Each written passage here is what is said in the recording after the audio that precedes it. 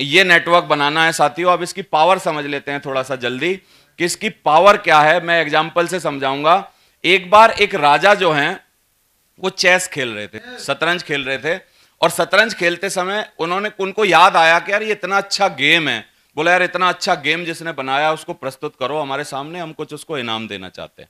तो वो आदमी आ गया पट्टा जिसने बनाया था, बोला साहब ये है इसने बनाया। तो ये बड़ा होशियार आदमी था, तो राजा खुश था, मूड में था। राजा ने बोला यार कुछ जो चाहे वो मांग ले यार, आज मैं बड़ा खुश हूं तेरे से, और जो चाहे वो मांग, बोल क्या चाहिए तेरे को। ये बोलता है कि महाराज कोई बड़ी बात नहीं, ये जो शतरंज का बोर्ड है इसमें जो 64 खाने हैं, आप राजा जी बस ऐसा कर दो कि एक चावल का दाना पहले खाने में रख दो और अगले खाने में वो दानों को डबल कर दो, फिर तीसरे वाले में और डबल कर दो, फिर चौथे वाले में और डबल कर दो, और मल्टीप्लाई करते जाओ, और ऐसे हुजूर 64 खाने चावलों से भर दो, बस इससे ज्यादा मेरे को कुछ नहीं चाहिए। राजा को बड़ा गुस्सा आया, उसने कहा यार बेवकूफ आदमी है, तेरे से तुझे असरफी मांगनी थी, तुझे सोना मांगना था, तुझे हाथी घोड़े मांगने थे, तुझे गाय भैंस मांगनी थी, ये क्या मांग रहा चावल और तुच्छ सा इतने से बोर्ड पे क्या करवाना है, दे दो। बोला यार इसको जाओ, मैं तो इसको दिमाग वाला समझ रहा था। तो बाद में जब राजा ने भरना चालू किया, ध्यान दीजिए, तो 8वें खाने में चावल के 128 दाने। बहुत ध्यान से समझना, अगर समझ गए तो छोड़ोगे नहीं इस बिजनेस को। क्या है, 8वें खाने में 128 दाने हैं, फिर अगले 8वें खाने में यानी 16वें खाने में 32,768 दाने हैं। यानी मल्टीप्लाई होके, मल्टीप्लिकेशन की इतनी बड़ी ताकत होती है। 24वें खाने में 8 मिलियन है, मिलियन यानी 10 लाख, और 8 गुणा 10 लाख करोगे यानी 80 लाख। कितने? 24वें खाने में 80 लाख चावल के दाने हैं। और फिर नीचे तो तुम्हारी और मेरी गणित फेल हो जाएगी। नीचे अगर कोई मैं होशियार आदमी मानूं, नीचे की संख्या को पढ़ के दिखा पाए तो ये टोटल है चावल के दानों का। फिर जब ये पढ़ नहीं पाई गई तो सारे चावलों को मिला के तोला गया, आकलन किया गया कि 1 किलो पर कितने चढ़ते हैं, तो इतने किलो पर कितने चढ़ेंगे। तो तोलने में देखिए 461 बिलियन मैट्रिक टन। तो 461 बिलियन मैट्रिक टन, इतने चावल जितने की उस टाइम धरती पे नहीं थे और आज भी धरती पे नहीं है, इतने चावल उस आदमी ने मांग लिए राजा से। क्या होगा, समझ में आ रहा है आपको? नेटवर्किंग के शुरुआती रिजल्ट बड़े कमजोर होते हैं। नेटवर्किंग के शुरुआती रिजल्ट इतने कमजोर होते हैं कि पहले 1-2 साल तक तो ये नौकरी से ही कंपैरिजन नहीं कर पाता धंधा। नौकरी इससे जीत जाती है, क्योंकि नौकरी में 31वें दिन 10,000 तनख्वाह मिलती है, और यहां 31वें दिन कई बार 3100 भी नहीं आते, 31 रुपए नहीं आते कई बार। मेरी बात समझ में आ रही है कि नहीं आपको? और इसलिए हमारे यहां 90% भगोड़े जो होते हैं वो शुरुआत के 1-1.5 साल में इसको छोड़ के भाग जाते हैं।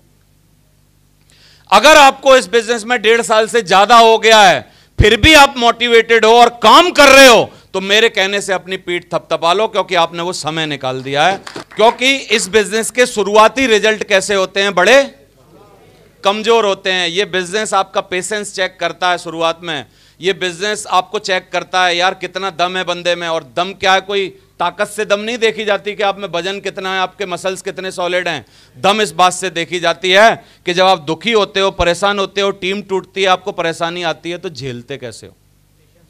हाँ, मैंने एक वीडियो देखा, उस वीडियो में ये बताया गया था कि जब सीईओ, बड़े बड़े सीईओ जो होते हैं, गूगल का सीईओ, ये वो, जब सीईओ को अपॉइंट किया जाता है तो उनके इंटरव्यू में पूछा क्या जाता है, क्योंकि उनको तनख्वाह कितनी मिलती है। किसी को तनख्वाह मिलती है 600 करोड़ रुपए साल के, किसी को तनख्वाह मिलती है 300 करोड़ रुपए साल के, किसी को तनख्वाह मिलती है 70 करोड़ रुपए साल के। जब इतनी बड़ी तनख्वाह पे किसी को अपॉइंट किया जाता होगा तो इंटरव्यू में क्या पूछा जाता होगा? क्या इंटरव्यू में उनसे पूछा जाता होगा तू अपने MBA के कागज दिखा? नहीं, उसको पता है सबके पास होंगे। उसको पूछा जाता होगा क्या तू गोल्ड मेडल है कि नहीं कॉलेज में, तू बता? उसको पता है, सब ब्रिलियंट ही होगा, तब वो CEO के लिए आया। तो क्या पूछा जाता होगा? उनको पूछा जाता है कि आप अपनी जिंदगी के सेटबैक मतलब क्या, आपकी जिंदगी में जब आप भयंकर तरीके से गिरे तो उसके बाद कैसे उठे, इस बात को आधे घंटे में समझाओ। समझ आ रहा है कि नहीं आपको? और जब भयंकर गिरे और कैसे उठे, जब इस बात को वो समझाता है, उस बात से सेटिस्फाई होकर उसको CEO अपॉइंट किया जाता है। तो जिंदगी के सेटबैक जब दुनिया में हर जगह आते हैं, तो क्या जिंदगी का सेटबैक यहां भी आएगा कि नहीं आएगा? जिंदगी में जब और जगह तकलीफें आती हैं, तो हमारे यहां भी तकलीफें आएंगी कि नहीं आएंगी? इसका मतलब जब जब आपको तकलीफें आए, आपकी टीम टूटे, आपके लफड़े हों, आपके नेटवर्क में परेशानी हो, कोई आपको उल्टा करे, अपलाइन आपको उल्टा बोले, कोई आपके साथ गलत करे, कोई आपके साथ खेले, कोई आपके साथ मजाक करे, आपकी गर्लफ्रेंड छोड़ के जाए, पत्नी छोड़ के जाए, आपके साथ जो कुछ भी हो, आप अगर झेल गए तो आप बड़े आदमी बनोगे। लिखवा के ले लो मेरे से। Thank you very much.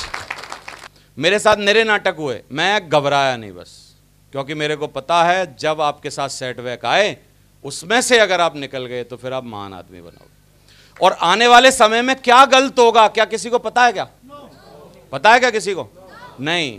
तो कितने लोग आप में से मजबूती के साथ अपने सेटबैक में खड़े रहेंगे? खड़े रहेंगे, परेशान तो नहीं होंगे, पॉजिटिव एटीट्यूड रखेंगे और तब भी एक्शन लेते रहेंगे, तो you will be crown ambassador definitely.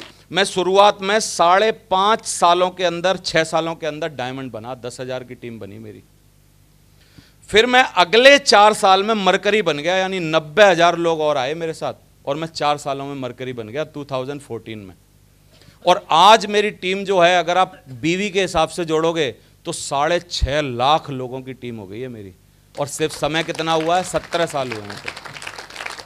शुरुआती रिजल्ट बड़े कमजोर होते हैं। अब ये 6.5 लाख की टीम आने वाले 2, 4, 5 सालों में आप देखना 20-30 लाख की हो जाएगी, क्योंकि अब तो पंख लगे हुए हैं। धुआंधार लोग जुड़ रहे हैं, धुआंधार लोग आ रहे हैं। कहां कहां से कौन कौन जुड़ जा रहा है मेरे को पता ही नहीं, किसी का नाम ही नहीं पता है। मेरी बात समझ में आ रही है कि नहीं आपको? शुरुआती पहला, दूसरा, तीसरा गियर डालना इस बिजनेस में थोड़ा मुश्किल होता है। अगर आपने वो डाल दिया तो फिर टॉप गियर में गाड़ी धुआंधार चलती रहती है। कितने लोग इस बिजनेस में सबसे पहली जो हमारी वो है नींव का पत्थर है, उसको उखाड़ के दिखाएंगे, और वो है डायमंड शिप। असली पैसे अगर आपको कमाने हो तो किसके बाद मिलते हैं? असली मान सम्मान पाना हो तो किसके बाद मिलता है? रॉयल्टी किसके बाद आती है? डायमंड शिप के बाद। सब कुछ, अच्छी कार कब आती है? डायमंड बनने। अच्छा मकान कब बनता है? देश विदेश की यात्राएं परमानेंट कब होती हैं? डायमंड बनने के बाद। तो सब कुछ जो है वो डायमंड बनने के बाद है। समझ आ रहा है? तो इसलिए सबसे पहले आपके मन में सिर्फ डायमंड बनना होना चाहिए।